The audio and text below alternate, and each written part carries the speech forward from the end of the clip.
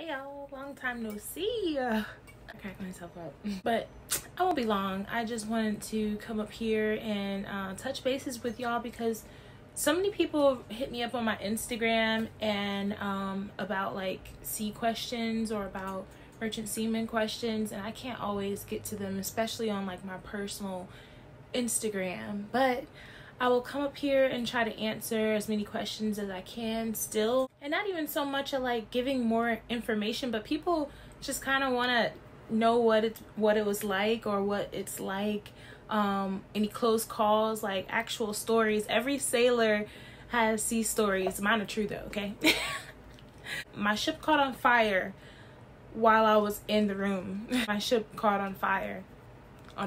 Well, the purpose of getting STCWs as part of your credential to go out to sea is that we're all each other has out there. We're each other's doctors, we're each other's firefighters, we're each other's lawyers if the case comes up. We just have to be everything for each other. Normally the ship has a crew of only about 22 people, so no one else, no doctors, no nothing. As part of the training, they put you through firefighting courses. Basic firefighting is what it's called, just like the basics: pass, pull, aim, squeeze, sweep. But they also have you go through training as if you are like literally putting out a burning building on their training facility. You have to crawl through in the dark, holding onto your partner's ankle in order to find out where the fire is, put it out, and get out safely. So we go through drills like that. We always have fire drills and things like that, but you never really prepare when it actually happens. Well, actually, scratch that. We were very prepared, but let me tell you how it all started. Okay, so I was an oiler on this ship, and one of the requirements, one of the jobs that they gave me to do as an oiler on that ship was to burn trash in the incinerator room.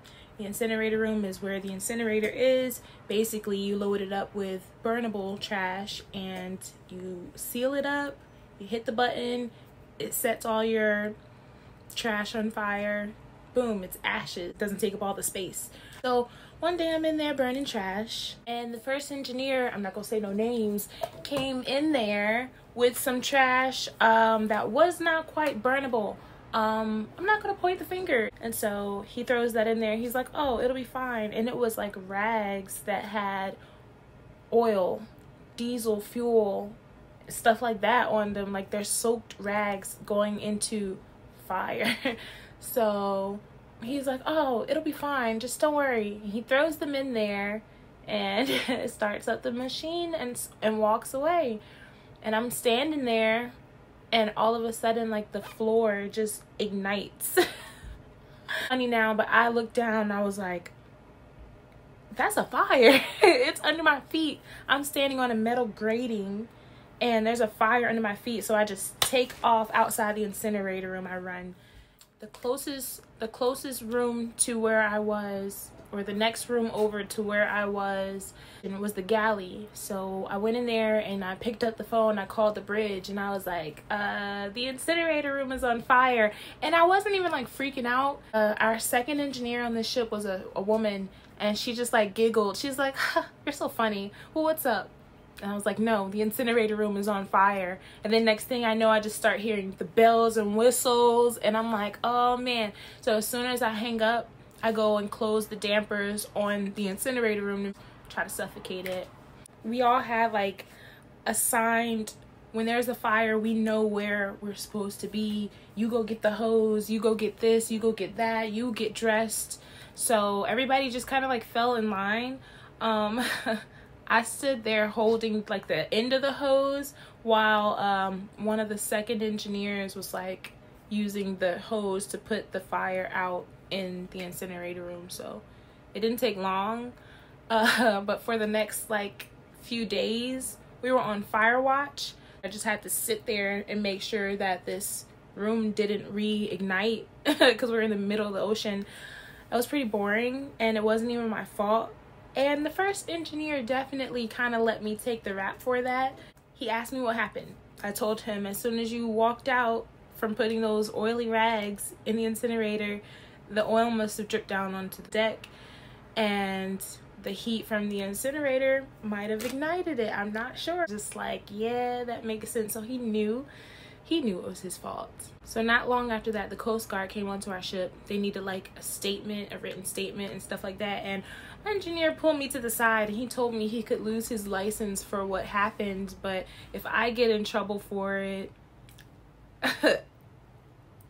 it's only I think it was like my second ship after being an apprentice. Kind of was just like, whatever, am I gonna get penalized? Am I gonna get fired? He's like, no. And I'm just like, all right, whatever. So that's what happened. Everybody was okay. I know I've been abandoning y'all a lot over the last few years, but I do appreciate everybody being here, rocking with me anyway, listening to my videos, finding it helpful, because it's so hard to just give out all this information to each person that asks me. So thank y'all for being patient and just like kind of bearing with me, doing your own research, doing your own work, stuff like that, and just like letting me know. I love hearing when people are on their way. I was an apprentice once on Pride of America in Hawaii. I'm actually going to make a video about that next to let you guys know how that goes, what it was like, Piney Point itself, because a lot of people just have questions. If you're going that route, hopefully it'll be helpful or at least entertaining. Until then, see y'all. Thank you.